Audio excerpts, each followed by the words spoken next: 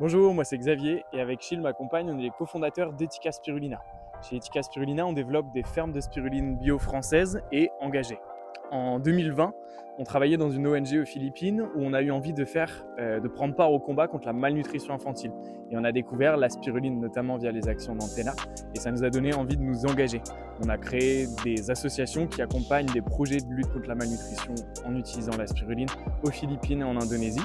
Et en rentrant en France, on a eu envie de s'engager à notre tour pour cultiver et démocratiser ce super aliment dans le quotidien des Français. Antena, pour nous, ça a été une des premières sources d'inspiration pour commencer notre aventure et monter notre projet. En 2021, quand on était aux Philippines et qu'on cherchait des moyens de lutter contre la malnutrition, on a découvert les actions de cette ONG. On a trouvé ça incroyablement inspirant par le fait que c'est résilient, c'est local et c'est les bénéficiaires eux-mêmes qui portent leurs solutions. On a découvert la spiruline par la même occasion et c'est ça qui nous a donné envie de nous engager avec Etica Spirulina et aujourd'hui aux côtés d'Antena.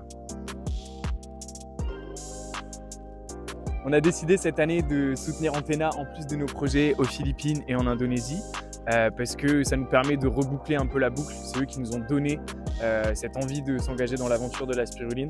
On trouve que leurs projets sont incroyablement résilients. Ça fait des années qu'ils sont engagés, on a immensément confiance en eux. On n'avait pas encore d'action, notamment en Afrique. Ça nous permet aussi de soutenir ces actions-là d'Antena. Chez Antena, on a particulièrement choisi de soutenir le projet à Koutivimé, au Togo. D'abord parce que c'est un pays dans lequel j'avais pu déjà accompagner des projets solidaires et c'est un peu un pays de cœur. Et puis aussi parce que c'est un projet global selon nous. Il y a de la culture de spiruline, il y a une maison de la nutrition, il y a de l'éducation nutritionnelle auprès des mamans. Et c'est les bénéficiaires eux-mêmes qui portent leurs propres solutions contre la malnutrition. Donc pour nous, ça cochait toutes les cases d'un projet qui est résilient et engagé. Et donc voilà, ça nous a donné envie de le soutenir. Mon rêve, c'est que la spiruline soit reconnue par l'ONU, l'OMS, l'UNICEF, tous les grands organismes comme une des grandes solutions pour lutter contre la malnutrition infantile de manière résiliente et locale. Et mon rêve ultime, encore au-delà de ça, c'est qu'un jour, il n'y ait plus besoin d'utiliser de spiruline parce qu'il n'y a plus de malnutrition infantile dans le monde.